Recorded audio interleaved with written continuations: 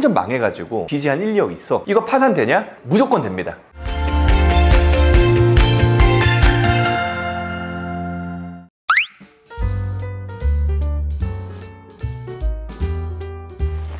안녕하세요, 김민성 변호사입니다.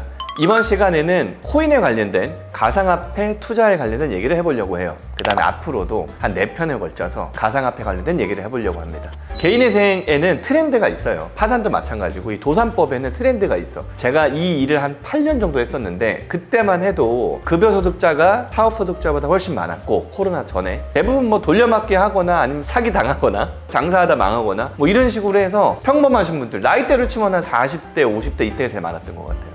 근데 이게 코로나가 되면서 많이 바뀌었어요. 코로나가 대한민국을 바꿨어요. 전 세계를 바꿨겠죠. 요즘에는 무슨 9시 10시만 되면 가게 문 닫았고, 와, 옛날에는 저 대학 다닐 때 20 몇 년 전이죠. 그때만 해도 그냥 시내에는 뭐 1시 2시 해도 뭐 다 문 열고 이랬는데 지금은 9시만 돼도 다 닫더라고요. 많이 바뀌었어요. 그때 코로나 이후로 어떤 일이 생겼었냐면,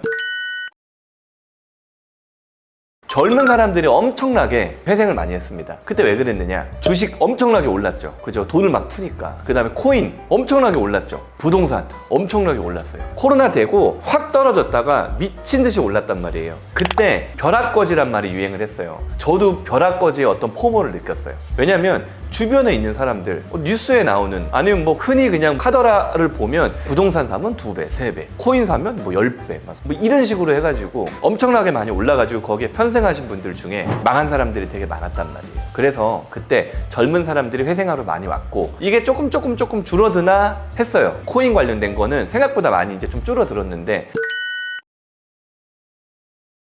이제 자영업자 관련된 거, 코로나 때 좀 버티다가 이제는 진짜 도저히 코로나 때보다 더 못 버티고, 작년 12월 3일인가 어마어마한 일이 대한민국에 일어나고 연말 특수 다 사라졌죠. 벚꽃놀이 해야 되는데 비 와가지고 꽃 다 떨어졌지. 뭔가 하여튼 요즘 좀 이상해요. 분위기가 막 산불 이빠이 나가지고 뭐 아유 막 전국이 다 좀 그렇잖아요. 놀 분위기가 아니잖아요. 그래가지고 자영업자들 되게 힘들어요. 제가 처음에 왔을 때는 자영업자랑 급여소득자랑 한 2대8 요 정도였는데 지금은 거의 5대5예요. 그 다음에 제가 예상하는 거는 코인으로 아니면 주식으로 올 이제 여름부터 내년까지 아마 엄청나게 또 많은 분들이 신청하지 않을까라는 생각을 합니다. 왜냐면은 4월 2일 날 폭락이 왔었잖아요. 그죠? 미장도 폭락하고, 또 우리 코로나 때 막 미장이고 뭐고 뭐 엄청나게 막 화랑일 때 그때 막 미수 끌어가지고 투자하신 분들이 많이 있단 말이에요. 이게 대한민국에서는 누구나 부자가 되고 싶어 하잖아요. 그죠? 사실은 부자 되기가 너무 힘든 거야. 왜냐면 보세요. 내가 연봉 1억이면 월급쟁이야. 그러면 한 달에 한 650 나오거든요. 내 둘이 있다고 치고 애 둘에 학원비 100만 원씩 하면 200. 그 다음에 마누라랑 남편이랑 뭐 50만 원씩, 진짜 50만 원으로 용돈을 쓰는 게 젊었을 땐 상상이 안 되는데, 이 나이 먹고 저도 애를 키워보니까 그렇게 할 수도 있다는 생각이 들더라고요. 어쨌든 뭐 50만 원씩 월급 용돈 하면 한 100만 원.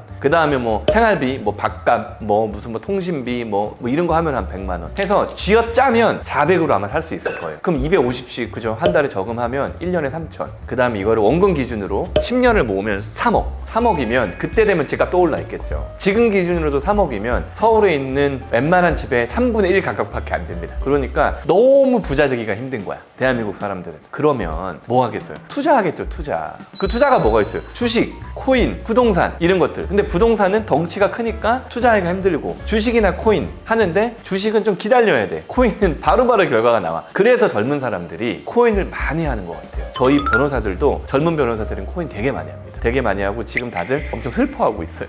이게 4월 초에 지금 찍고 있는데 완전 박살이 나가지고 슬퍼하고 있습니다. 그죠? 그럼 보세요. 저희야 뭐 변호사들이야, 여러분들이 변호사 먹고 살기 힘들다 해도 그 정도 아니에요. 변호사 먹고 살만 해요. 그 정도 아니에요. 그러면 저희야 뭐 어쨌든 간에 뭐 연봉 1억씩 대부분 다 되니까, 코인에 뭐 미친 듯이 투자하신 그런 분들이 아니라면 그냥 버틸만 한데, 일반 회사원들 뭐 300, 400 버시는 분들 거의 대부분이잖아요. 그분들이 막 신용대출 받고 뭐 엄마 아빠한테 빌리고 친구한테 빌리고 해서 코인을, 그죠? 선물을, 그죠? 레버리지를 하면 어떻게 될 것 같아요? 완전 나락으로 가는 거예요. 그러면 그분들은 뭘 해야 되겠어요? 내가 버는 돈으로 빚을 제대로 갚지 못하면 회생이나 파산 하셔야 되는 거예요. 근데 채무자 입장에서 보세요. 회생이 좋아요? 파산이 좋아요? 채무자 입장에서는 당연히 파산이 좋은 거예요. 왜냐? 안 갚아도 되니까. 회생이라는 건 내가 벌어서 내 소득에서 생계비를 뺀 나머지 가용소득, 내가 갚을 수 있는 소득을 3년에서 5년 동안 갚아야 되는 거잖아요. 그러니까 불편하단 말이야. 돈을 갚아야 되니까. 근데 파산은 안 갚아도 되잖아요. 그래서 파산이 채무자 입장에서는 제일 좋은 거예요. 제일 좋은 거. 다만 파산은 잘 안 시켜주겠죠. 왜? 내가 돈 빌려놓고 안 갚겠다고 하는 거를 다 갚지마 하면 돈을 누가 갚겠어요? 대한민국에 누가 돈 갚겠어요? 다 안 갚고 싶어 하지. 그래서 요번에는 코인에 관련된 얘기를 할 건데, 이거 완전 망해가지고 빚이 한 1억 있어. 개인이 빌릴 수 있는 빚이 한계가 있으니까 한 1억 있어. 이거 파산 되냐? 이거 되게 궁금해 하시죠. 그죠? 근데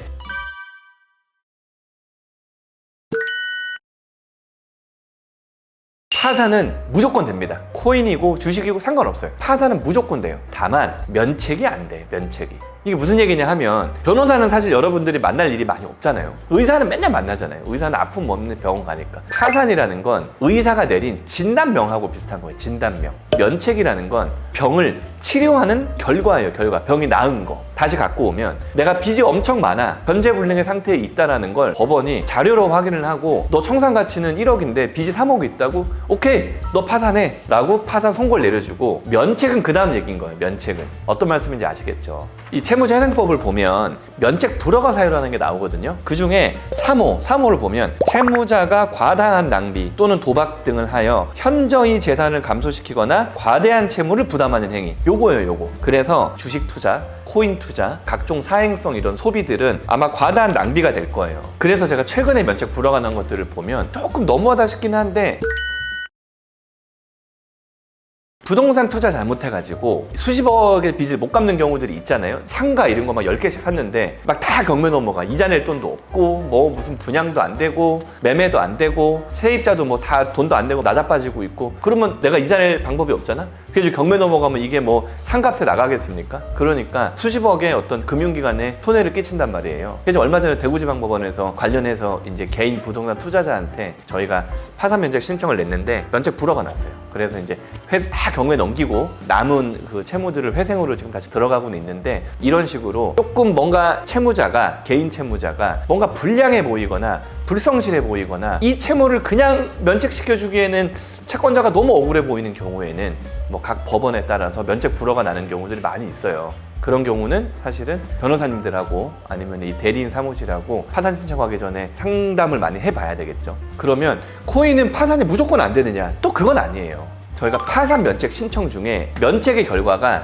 면책 불허가가 있고요, 면책이 있고, 그 사이에 있는 재량 면책이라는 게 있거든요. 최근에 코인 관련된 채무가 재량 면책 난 경우가 있거든요. 요걸 한번 살펴보면, 구독과 좋아요 눌러주세요. 이 60대 아줌마예요. 막 주변에서도 이상한 또 소문을 들어가지고 리딩방 같은 데 가입을 한 거야. 코인을 하면 막 뭐 무슨 수만 배를 벌고 막 이렇게 해가지고 막 모여가지고 막 뭐 이러고 있는 거 있잖아요. 좀 그래서 거기 들어가가지고 이래저래 해서 한 6천만 원 정도 사기 피해가 발생을 한 거예요. 이걸 사기라고 보기도 애매한 거예요. 왜냐면 이분이 경찰서에 고소를 했는데 무혐의 나왔어요. 솔직히 사기는 아니거든요. 본인들이 리딩을 해주고 그 리딩한 코인이 아무 무가치한 그런 코인이었다는 거지, 그 아줌마가 코인을 지금 갖고 있거든요. 그러니까 이거 사기는 아닌 거야. 그 무혐의 났지만 그래도 이 아줌마가 자기의 소득은 연금소득밖에 없거든요. 건강도 안 좋고 해서 불쌍한 사정들을 계속 법원에다 이래저래 얘기하고, 우리 의뢰인이 가지고 있는 뭐 한 1,000만 원 정도의 소명 안 된 그런 것들만 법원에 제출을 하고, 그 다음에 이제 대량 면책으로 난 경우들은 있습니다. 하지만 이 영상을 보시는 분들은 이런 특별한 경우는 아니고 그냥 정상적인 사회생활 하시는 분들이 코인 해가지고 빚이 이빠이 이제 생긴 거잖아요. 그런 경우는 사실은 파산 안 될 것 같아요. 그럼 파산이 안 되면 어떻게 해요? 파산이 안 되면 회생하셔야죠. 그죠? 회생하시면 됩니다. 그래서 제가 최근에 코인 관련해가지고 나온 그 사례들을 2가지 정도 준비했어요. 회생이 잘 된 경우, 코인에서, 그 다음 회생이 안 된 경우, 이렇게 준비했으니까 다음 영상 바로 시청해주세요. 감사합니다.